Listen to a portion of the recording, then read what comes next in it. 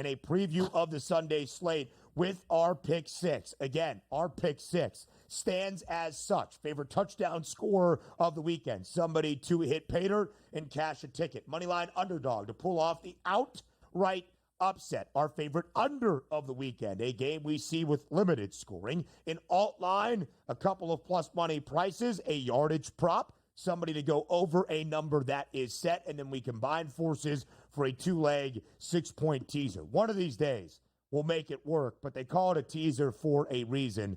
It should be easy. It oftentimes is not. Anyway, Joe Raineri, your favorite anytime touchdown score of the weekend is who and in what game?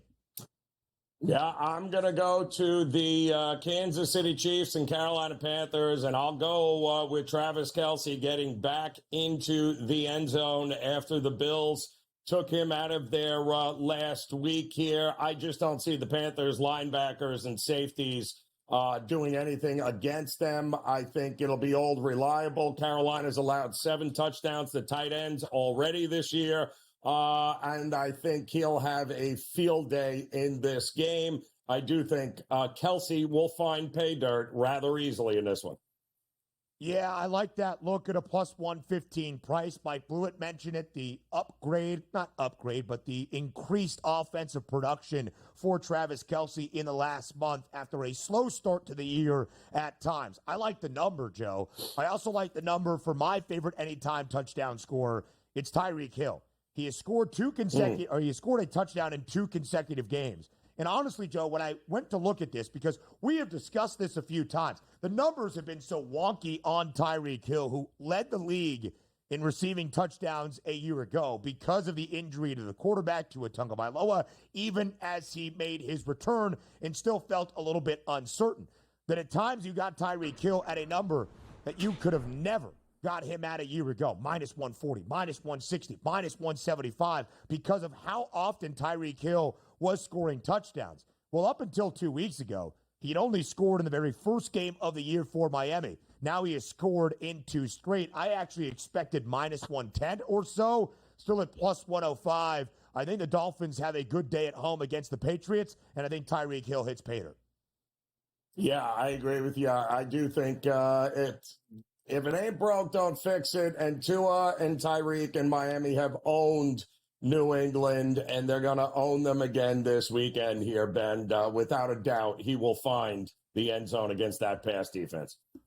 So both some plus money in our touchdown score. How about some more plus money in a money line underdog? And when I say both, it means we are thinking the same thing. We have the same money line underdog to win outright on Sunday. In transparency, there's not many great money line spots, a lot of spreads at 6, 7, or even higher than that.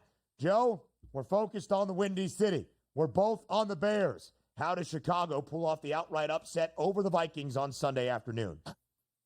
Well, they do it because they have one of the second, I believe, against the pass is that defense of the Bears going up against Sam Darnold.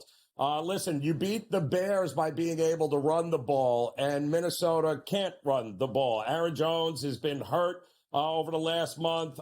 Cam Akers not doing a great job here. I don't see them, especially with Darrisaw going down on the offensive line for the Vikings. That was a big loss here. I think the Bears' defense is the reason you want to back him here, Ben, because the 3rd road game in a row for Minnesota and Sam Darnold. I like enough of what I saw last week with the new guy calling plays that I like the chances of Chicago being able to win this game outright. Yeah, me as well, Joe. 4 wins for the Bears this year. 3 at home, 1 in London. At least it wasn't a true road game. 2 covers as an underdog this year. Last week at home against the Packers as that offense showed some life with the interim OC in Thomas Brown, and outright as a slight underdog against the Jags in London. All to say, when they're not playing a true road game, the Bears look better. And I'm not asking for them to look fantastic, but just to knock off a Vikings team and win outright. I thought about the Rams. I really trust in the Eagles. That's a Sunday night game in SoFi. I do believe LA is live. Don't know if I think they win outright, although they must really to kind of stay in the race. The NFC West, more important for Los Angeles. Again, Joe, not many other great spots on the Sunday slate, unless you believe in Tommy DeVito, you believe in Drake May. Every other game, except the two that we mentioned, Sunday night and this one here in Chicago, and then you can include the Packers in Lambeau against the Niners. That game very uncertain because of injury status for San Francisco. Every other game, 5.5 points or more that sees a true underdog because there is a pick'em and thus not really a moneyline underdog in Seattle between the Cardinals and the Seahawks. But we'll talk more about that game and the rest of the Sunday slate as the Week 12 Pick 6 continues. Our NFL Week 12 Pick 6 continues on live on this Football Friday on the early line on SportsGrid. We have given you our favorite touchdown scorer and our favorite moneyline underdog. Don't worry, if you're just tuning in for the first time, we'll recap everything before we end out the show in our final segment next up. But next up in the Pick 6 is our favorite under of the weekend. Points at a premium, Joe. Where do you go? Yeah, points definitely at a premium, and I just don't think we're going to get a whole lot of them. I am looking at that Giants and Tampa Bay game here, Brad. I mean, if it ain't broke, we ain't fixing it. And quite honestly, the idea that Tommy Cutlets is going to step in and beat up a Tampa Bay defense that now under Todd Bowles has had an extra week to prepare, I think is ludicrous. We saw this guy already a year ago, Ben, average about 12 points, the Giants, and the offensive line wasn't any good then. It's not any good now. The thing the Giants do have, though, that they were better at than a year ago is their defense. And I do think, even though Mike Evans is slated to come back, it's a cold day, it's a windy day at MetLife Stadium, not ideal conditions. Tampa is going to win this game, but Tampa is going to have to work for it. I don't see us getting 42 points or more here. I think the under, for me, is the only way I'd look to play this game. Yeah, the Buccaneers did stay under in their most recent game against the San Francisco 49ers entering the bye. Good news for the Bucs in a season defined by injury, unfortunately, as well. Mike Evans back at practice. There's one thing, Joe, to be said about the Tommy Cutlets sensation, right? And what Tommy DeVito was able to do in his 6 games as a starter a year ago, going 3-3. But once the book is out on a quarterback that, let's just call it like it is a little bit limited as a starting caliber quarterback in the NFL, defenses start to make their adjustments. You can kind of sweep the nation early on because nobody really has the game film on you. Once you have some time to prepare, and both teams have come off the bye, it makes it a little bit more difficult. I lean under, Joe, Cardinals and Seahawks in the Northwest on Sunday, 47.5. I know you see it slightly differently, but it's a pick'em. And I actually like Arizona to win the game outright. And one of the reasons I think the Cardinals have been playing better football, winners of 5 of their last 6 and 4 consecutive, they've gone under in 3 of those 4 games, allowing 15 points or less in all 3. They've gone under in 4 of their last 5 wins. Arizona has allowed just 15 total points in their last 2 games. All right, who are they playing? The Bears and the Jets. I understand it. But at times, I think Seattle has been a little bit careless with the football is how I would describe Geno Smith. And the Seahawks did go over in 5 of their first 6 games, Joe, now under in 4 consecutive. I know we see this game a little bit differently, but if you had to pick a winner for Sunday in Seattle, who do you like? Yeah, it's tough. I mean, I would certainly lean Arizona here, but I do think this is the kind of game at home with Geno Smith that somehow or another he figures out a way and wills his team and gets the W here. It would certainly be a consideration to tease Arizona or Seattle up and over the touchdown if you were looking at it that way. This series has been a dead under over the last couple of years, but something tells me healthy on the offensive side now for Seattle and the points that Arizona is capable of putting up. This feels like an over to me here, Ben. Listen, it might be. It very well might be. I think it's going to be a great game. It's impactful nonetheless in the Northwest. Arizona, the only team with a winning record in the NFC West and now a divisional minus money favorite because San Francisco has their injury woes. Seattle is 5-5. The Rams 5-5 as well. Alt line of the weekend. Let's find those prices out there, Joe. Where do you start? Well, the alt line for me is to go to a game in which I think is going to be absolute blowout city, and I think that's Miami at home taking on New England. I mean, listen, it's not hard to figure out. Under Mike McDaniels and Tua, the Miami Dolphins punch down better than anybody in the league. Just look at what they did to the Raiders a week ago. We just saw this New England defense give up 4 touchdown passes to a LA Rams team that had to travel across the country. Stafford picked them apart.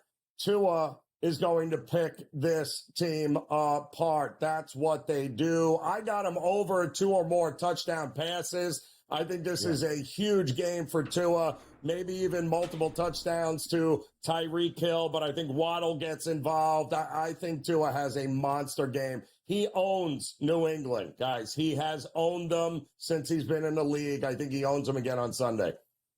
And let's get a little bit crazy then with that alt line. 3+ passing touchdowns for Tua Tagovailoa is plus 280. Again, expected to throw 2 to add on just 1 more, plus 280. I agree, Joe. The Dolphins also as a favorite since the start of last year, 13-4 against the spread. Miami expected to beat a team, often does, and they often do so in decisive fashion. My alt line, Broncos, Raiders, over 44.5 at plus 142. Mike Blewett mentioned it, that the Raiders feel like they're off the skids. Are they not already off the skids? They have lost 6 consecutive games. And, Joe, because of that, the defense looks atrocious, but they're scoring enough points to keep games to the over. The Raiders have gone over in 5 of 6 games. They have allowed 27 points at least in all 5 of these overs on the 6-game win streak, including 34 to the Denver Broncos just over a month ago. The total in that game was 36.5. We finished with 52 points, 34-18, the victory for Denver. And as I said, the Broncos have been great as a cover team, but great as a favorite. 4-0 against the spread when expected to win a football game, over in 3 of 4. The only under last week, Joe, against the Falcons, and that wasn't because of the Broncos. They scored 38 points.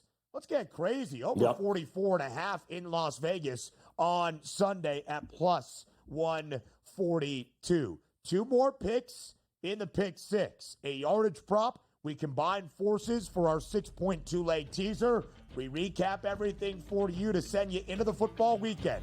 Up next on the early line. A couple of spots in the Sunday Week 12 pick 6 for the National Football League. Joe Raineri and I have seen things in a similar fashion. That would include our yardage props for the weekend as well, focusing on what should be a great game in the afternoon slate there in Seattle between the Seahawks and the Cardinals. Again, it is a pick'em. It could decide the fate of the top spot in the NFC West. So we go to the Northwest, Joe, and we're both looking at a yardage prop for the Cardinals utilizing legs. You go first.